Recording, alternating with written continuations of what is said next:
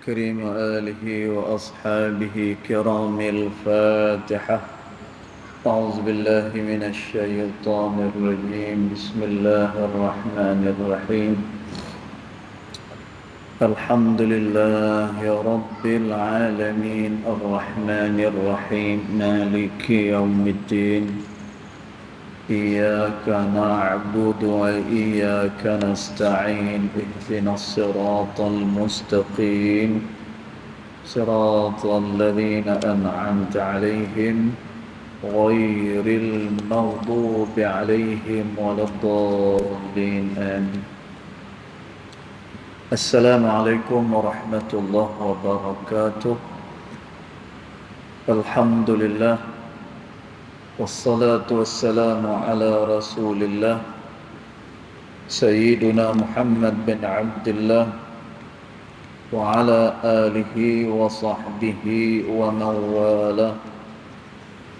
أشهد ونشهد أن لا إله إلا الله وأشهد أن محمدا عبده ورسوله. اللهم فصل وسلم على سيدنا محمد عبدك ورسولك النبي الأمي وعلى آله وصحبه وبارك وسلم. ثم أقول رب اشرح لي صدري ويسر لي أمري واحلل عقدة من لساني يفقه قولي أما بعد. قال الله سبحانه وتعالى في تنزيله: لقد كان لكم في رسول الله أسوة حسنة. صدق الله العظيم. ربي أدخلني مدخل صدق وأخرجني مخرج صدق واجعل لي من لدنك سلطانا نصيرا. إلهي أنت مقصودي ورضاك مطلوبي فاعطني محبتك ومغفرتك يا أرحم الراحمين. Alhamdulillah, yang pertama-tamanya kita merafakkan kesyukuran kehadirat Allah Subhanahu wa taala yang mana dengan limpah kurnianya, dengan rahmatnya, alhamdulillah malam ni kita sekali lagi dapat bersama-sama di dalam rumah Allah Subhanahu wa taala ini bagi menunaikan salat fardu maghrib berjemaah dan insya-Allah isya berjemaah. Mudah-mudahan salat kita, zikir kita dan doa kita ianya akan diperkenan oleh Allah Subhanahu wa taala. Allahumma amin. Tuan-tuan dan puan dirahmati Allah sekalian, malam ni kita sambung lagi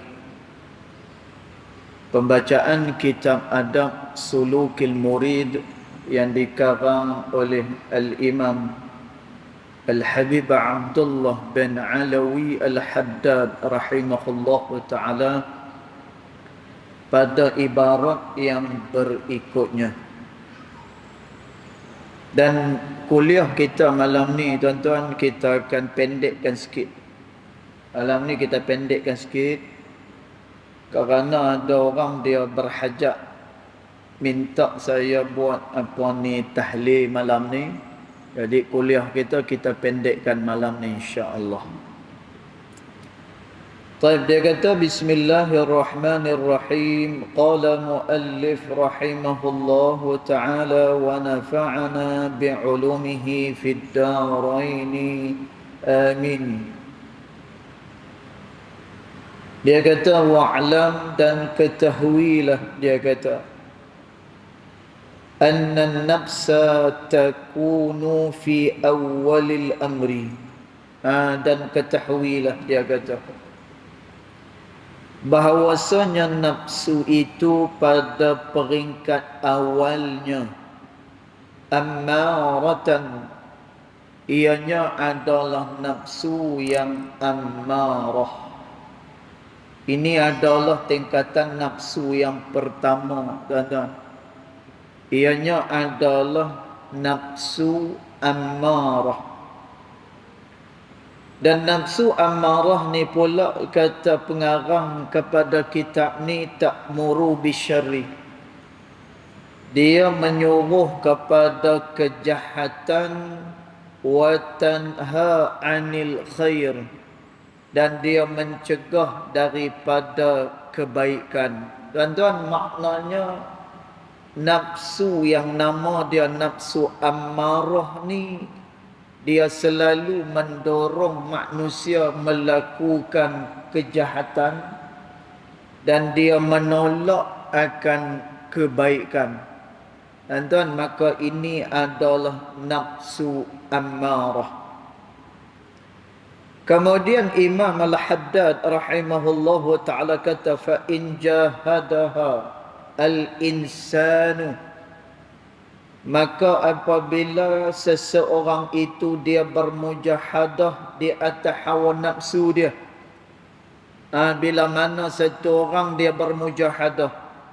Dan tuan, mujahadah kita dah terang sebelum ni.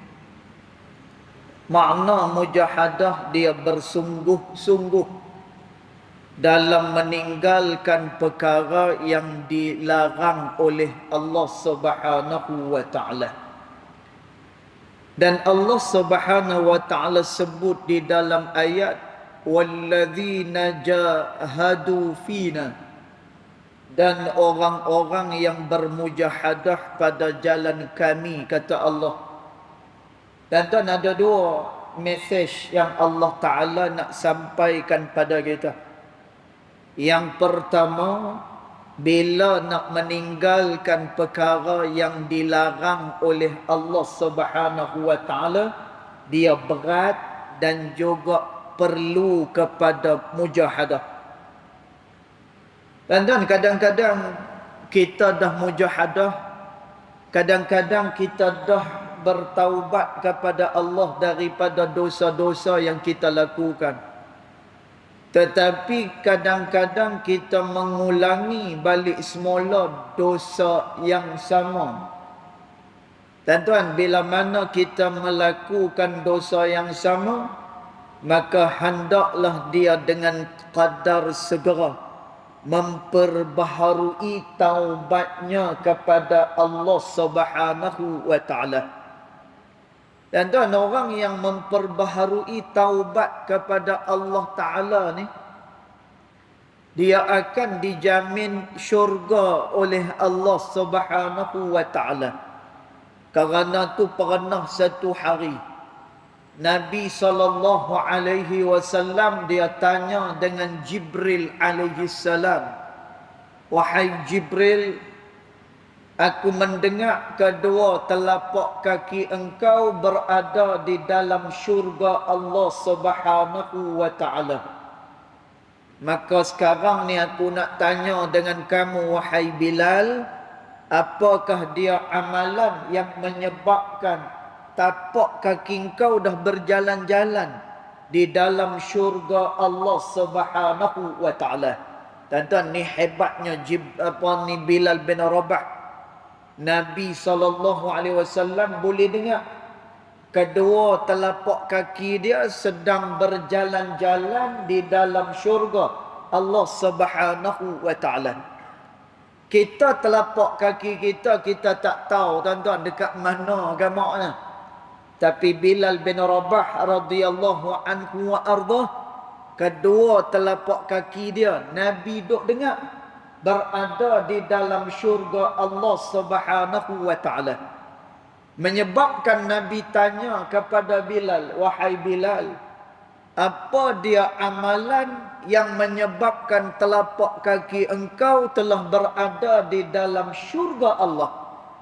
Dan tuan, lalu Bilal bin Rabah kata pada Nabi SAW, ya Rasulullah, saya ni tak ada amalan apa-apa, dia kata. Melainkan yang sering saya buat, yang saya jaga ni ada dua perkara, kata Bilal. Yang pertama, Setiap kali saya berhadas, sama ada hadas besar ataupun hadas kecil, maka saya akan bersegera menghilangkan hadas tersebut. Dan tuan, maknanya bila berubah ni, kalaulah pada waktu tu dia berhadas besar, dia tak tunggu esok pagi. Kadang-kadang ada sebahagian kita, tuan-tuan, bila dia berhadas besar, nak mandi tengah malam tu kadang-kadang penyegan, kadang-kadang dia malas. Maka dia pun tunggu sampai esok pagi. Tuan-tuan, boleh ke tak kalau macam ni? Boleh. Tak ada masalah. Tuan-tuan, tetapi ada satu riwayat yang disebut di sana.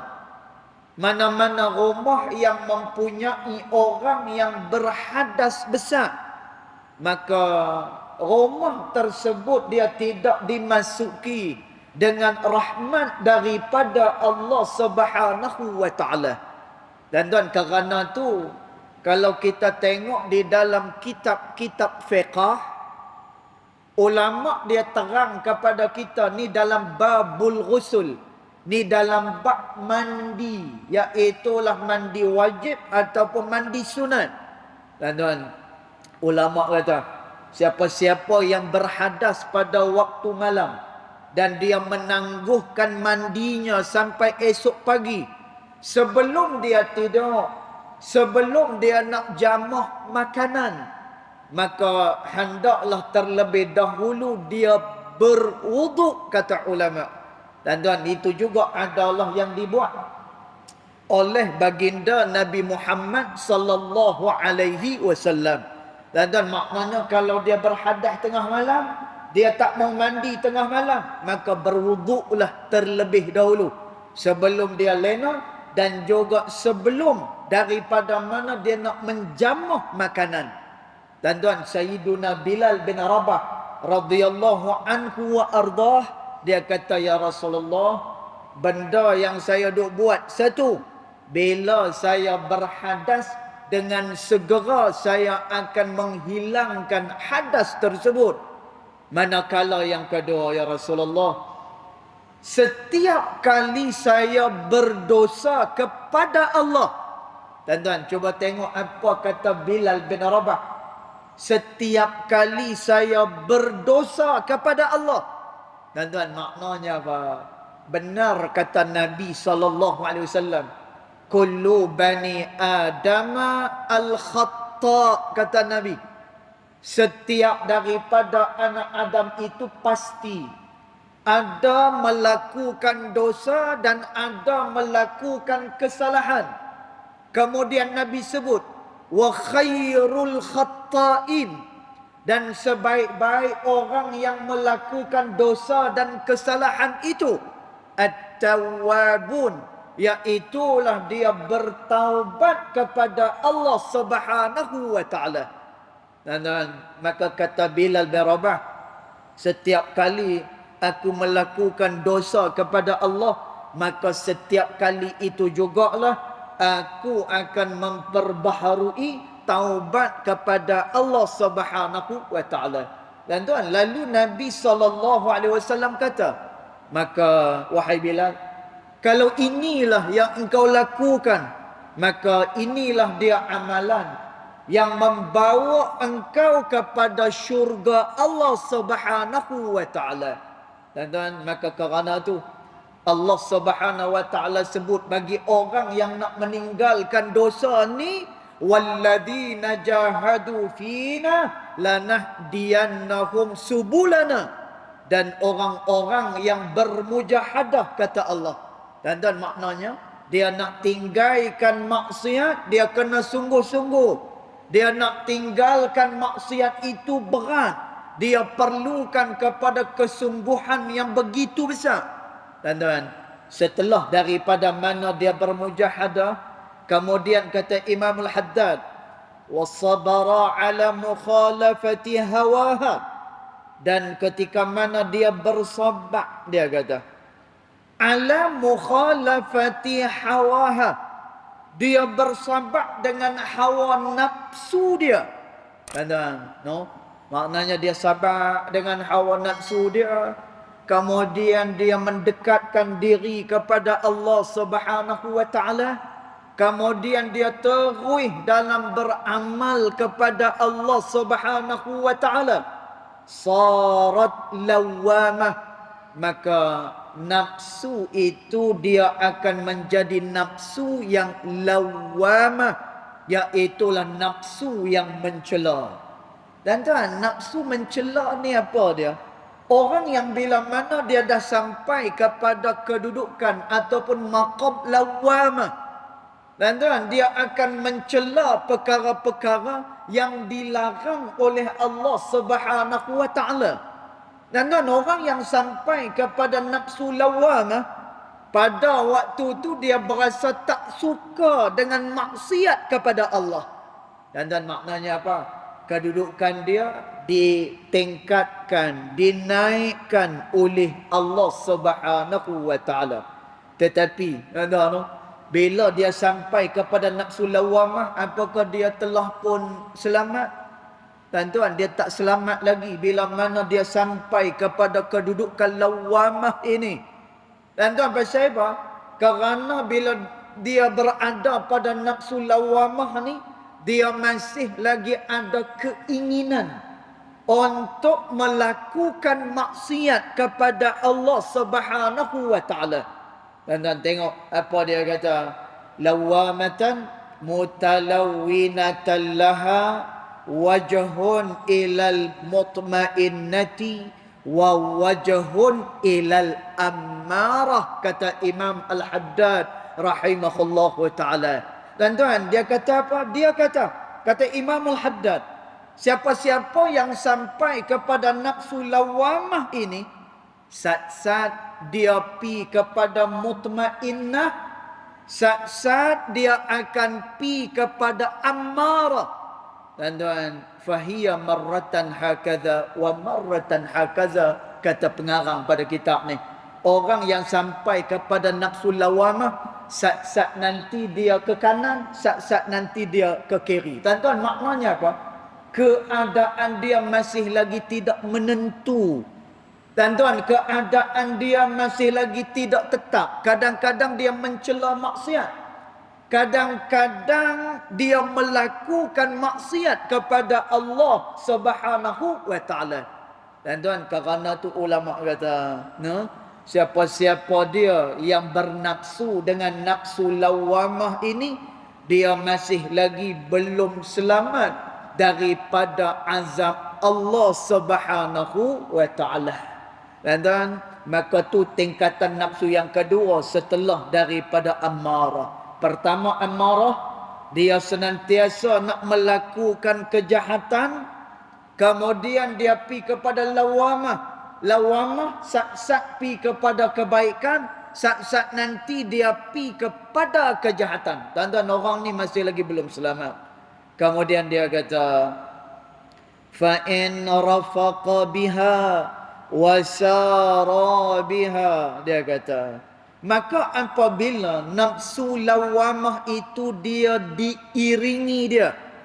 Dan tuan, siapa-siapa yang duk berasa dia dah sampai kepada nafsu lawamah, bila mana lawamah tersebut diiringi dia dan juga berjalan dia, yaquduha bi azimmatir raghbah fima indallah, dan juga dia melakukan perkara-perkara yang disukai oleh Allah Subhanahu wa taala.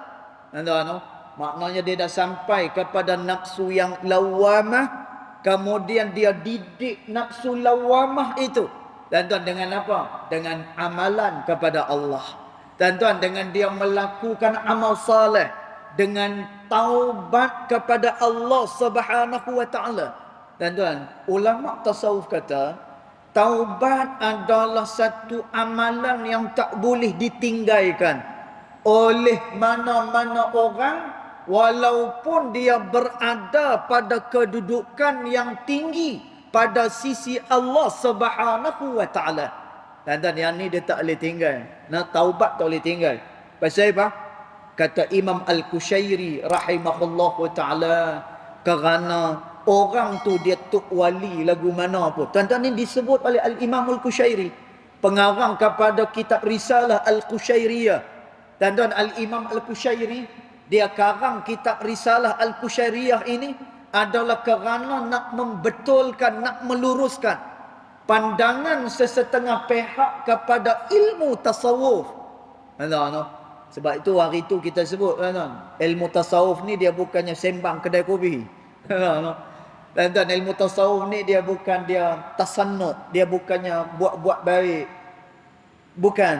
Dan ilmu tasawuf dia bukannya dia nak cerita nak pakai serban lagu mana, dia nak pakai baju berapa lapis, dia nak pakai aksesori yang lagu mana. Bukan itu. Kata Al-Imam Ibnul Athir rahimahullahu ta'ala, bila kita berbicara soal berkenaan dengan tasawuf ini, ianya adalah soal berkenaan dengan kedekatan hati kepada Allah Subhanahu wa ta'ala. Dan tuan, pakaian ni kata Imam Ghazali rahimahullahu ta'ala. Dan tuan tengok dalam kitab Bidayatul Hidayah. Dan tuan, Imam Ghazali kata apa? Pahala orang berpakaian itu pada menutup aurahnya. Dan tuan, pada menutup aurah. Ketika mana dia berpakaian kerana dia nak menutup aurah dia. Dan tuan, maka disitulah dia akan diberikan pahala oleh Allah Subhanahu wa ta'ala. Dan tuan, sebab itu dia tak cukup. Bila nak bertasawuf ni dia tak cukup main rasa-rasa, dia tak cukup. Tuan, tasawuf ni apa dia? Dan tuan, esok bulan puasa, esok ni orang tasawuf. Bila malam pertama dia di bulan Ramadan, dia beramai sungguh-sungguh kepada Allah. Dan tuan, dalam bulan Ramadan dia akan pastikan dia akan khatam Al-Quran. Dan tuan, dalam bulan Ramadan dia menjaga mata dia, dia menjaga mulut dia menjaga telinga dia. Dan tuan, dia menyedikitkan makan, dia memperbanyakkan mujahadah di atas hawa nafsu dia. Dan tuan, maka ini adalah orang tasawuf yang membersihkan jiwa dia kepada Allah Subhanahu wa ta'ala. Dan tuan, maka kata Al-Imam Al-Qushairi rahimahullahu ta'ala, tak kira orang ni tadi dia sampai pada peringkat mana sekalipun, dan tuan, dia terancam melakukan dosa kepada Allah Subhanahu wa ta'ala. Maka kerana itu amalan taubat tak boleh ditinggalkan oleh mana-mana orang. Kerana apa? Kerana dia tak tahu, mungkin dia ada melakukan kesalahan dan dosa kepada Allah Subhanahu wa ta'ala. Dan tuan, maka kata Imam Al-Haddad rahimahullahu ta'ala, bila mana nafsu lawamah tersebut ianya diiringi dengan segala perkara yang disukai oleh Allah Ta'ala, dia beramal dengan ikhlas taubat kepada Allah, dan dia akan pi kepada peringkat yang ketiga. Ni nafsu kita. Dan nanti kita akan teranglah nanti lepas raya nanti insya-Allah. Dan nanti kita akan terang perangai ataupun tabiat orang-orang ni setiap daripada kedudukan hawa nafsu masing-masing. Tuan-tuan, orang yang bernafsu amarah lagu mana tabiat dia? Dan tuan, orang yang bernafsu lawamah perangai dia lagu mana? Kemudian orang yang sampai kepada nafsu mutmainnah lagu mana dia punya perangai dia? Tuan-tuan, ini semua adalah soal hati. Kerana tu kata ulama, man lam yazuq lam yadri. Siapa yang tidak pernah rasa, maka dia tidak pernah untuk mengetahui, kata ulama. Dan pasal apa? Kerana ni soal berkenaan dengan rasa hati.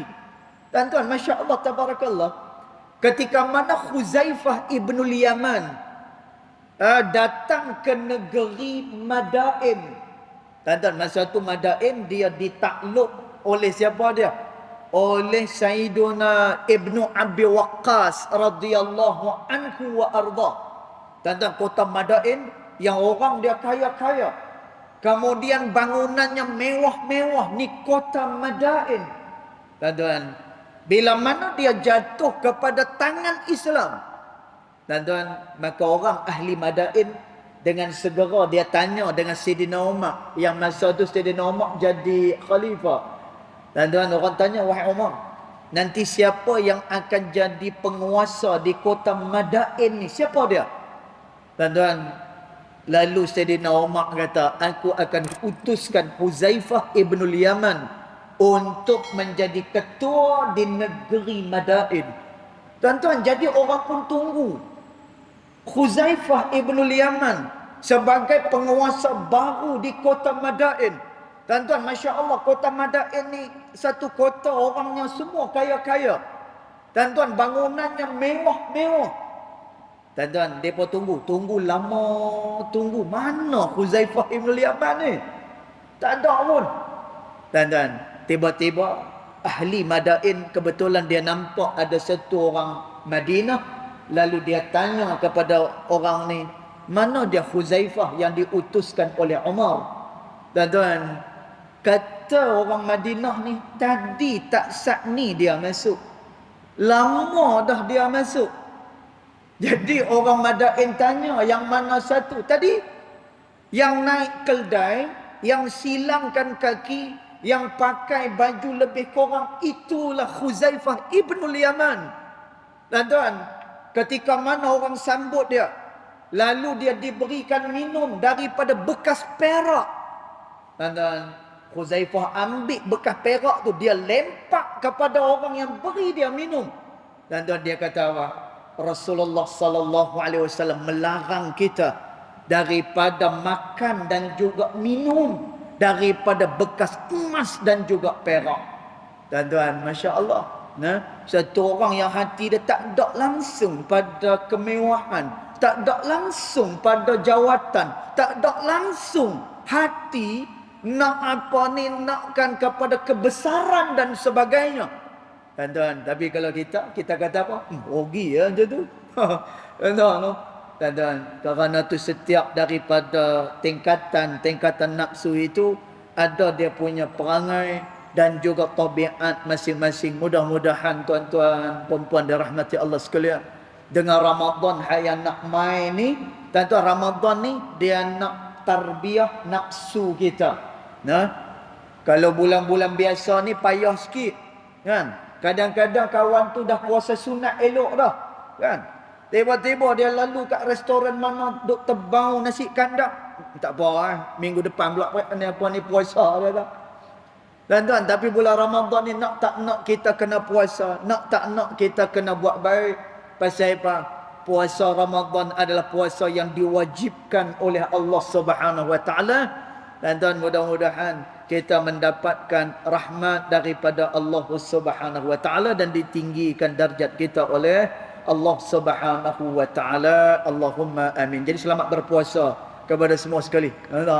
Jadi kita akan sambung nanti kuliah kita pada lepas puasa nanti insya-Allah.